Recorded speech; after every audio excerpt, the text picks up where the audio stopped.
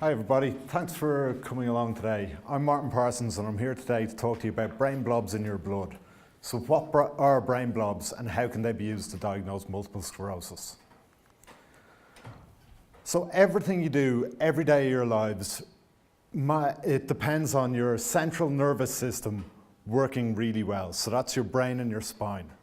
What happens in multiple sclerosis is that your brain and your spine get damaged and don't work as well. This leads to a range of symptoms. So 2/3 of people who have MS end up with numbness and tingling. Almost half people who have MS end up with having difficulty walking. And 4 out of 10 people who have MS end up with problems with their vision. MS is a progressive disease. It's a disease in which the symptoms can get worse or in which people can develop new symptoms. There is no cure for multiple sclerosis. My research looks at a faster way to diagnose multiple sclerosis, to stop people getting sicker, to get them onto treatment earlier, and to not develop new symptoms or let their symptoms get worse. 70% of people who get multiple sclerosis are women. It tends to affect people in their 20s and 30s,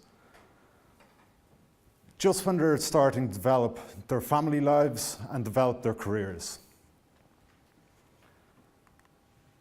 No one knows why anyone gets multiple sclerosis. It's thought to be a combination of genetic factors and environmental factors. One environmental factor that is known to affect getting multiple sclerosis is the level of sunshine that you get. So even in Ireland, you have more chance of getting multiple sclerosis if you're in Donegal than if you live in the sunny southeast down in Wexford.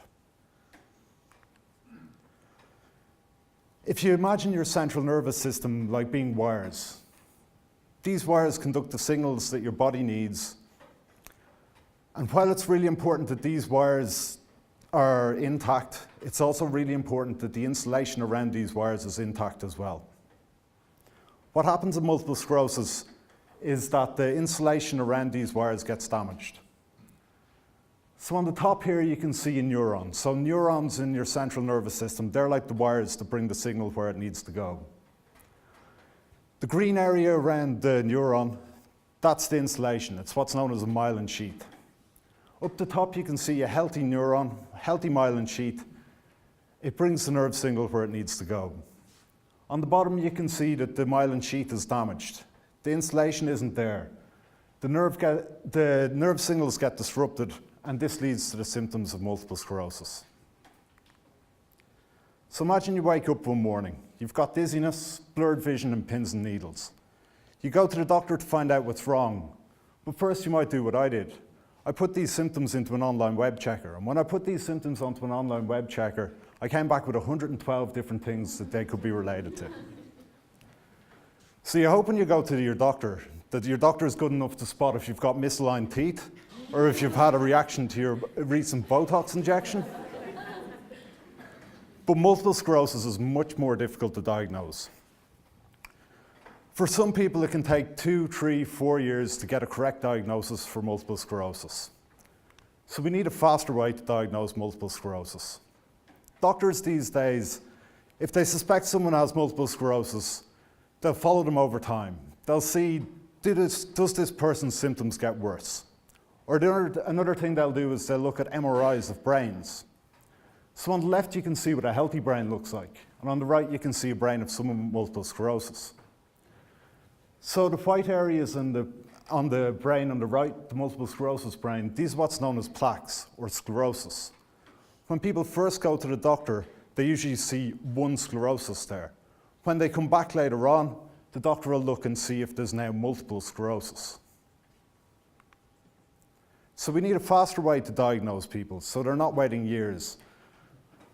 Because faster diagnosis leads to earlier treatment and leads to healthier patients.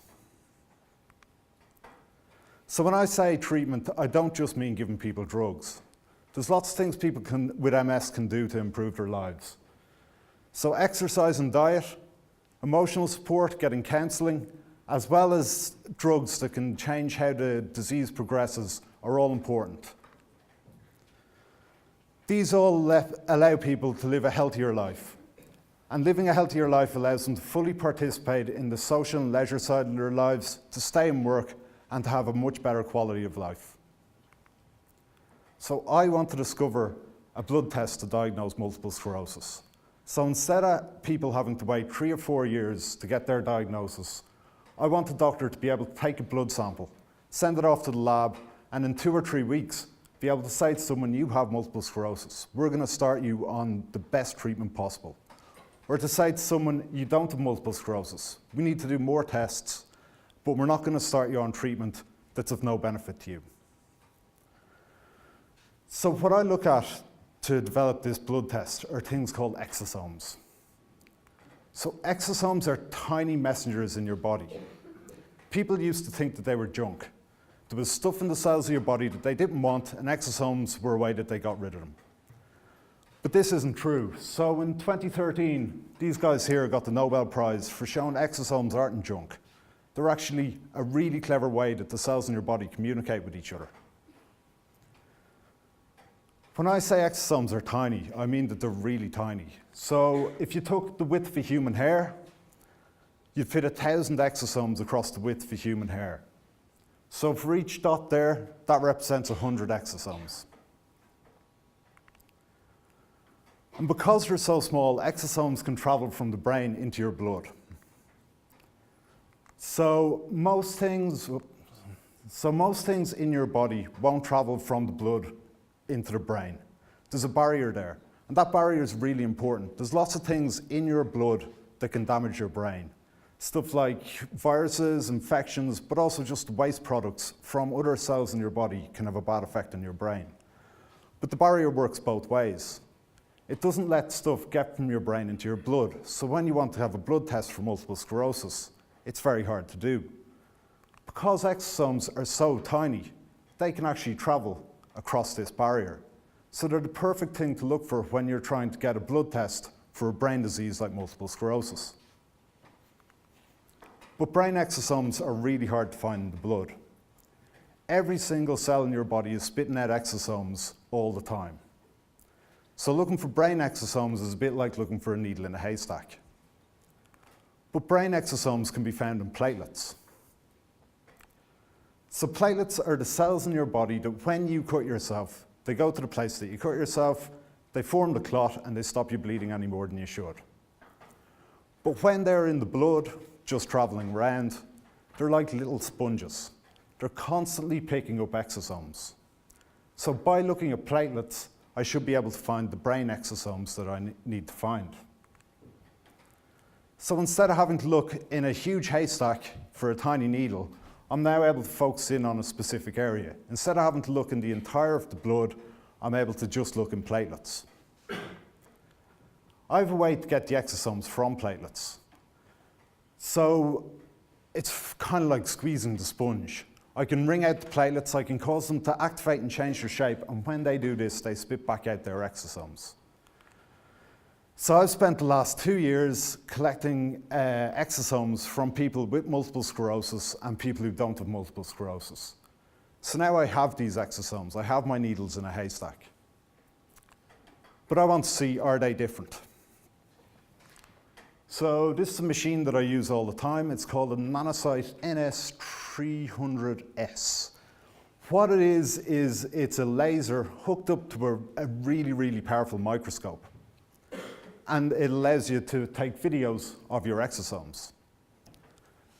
So what I want to see is, do people with multiple sclerosis have more exosomes than people who don't have multiple sclerosis? Or do they have different exosomes? So you can see there's a range of different sizes there. So do people with MS have different exosomes to people without multiple sclerosis? And yes, they do. So if you look at this chart at the gray area in the middle, they're exosomes that everyone has, people with multiple sclerosis and without multiple sclerosis. If you look at the area in red, these are exosomes that people with multiple sclerosis don't have. And if you look at the area in blue, these are exosomes that people with multiple sclerosis do have. So yes, platelet exosomes are different in people with multiple sclerosis. So I think platelet exosomes can be a new test for multiple sclerosis. Because exosomes are able to travel across the barrier from the brain into the blood, because platelets pick them up, and because I can get these exosomes back out, I think in the future, instead of people having to wait 2 or 3 years to be diagnosed, it'd be great if there was a machine where in 2 or 3 weeks you'd be able to say to someone, you have multiple sclerosis.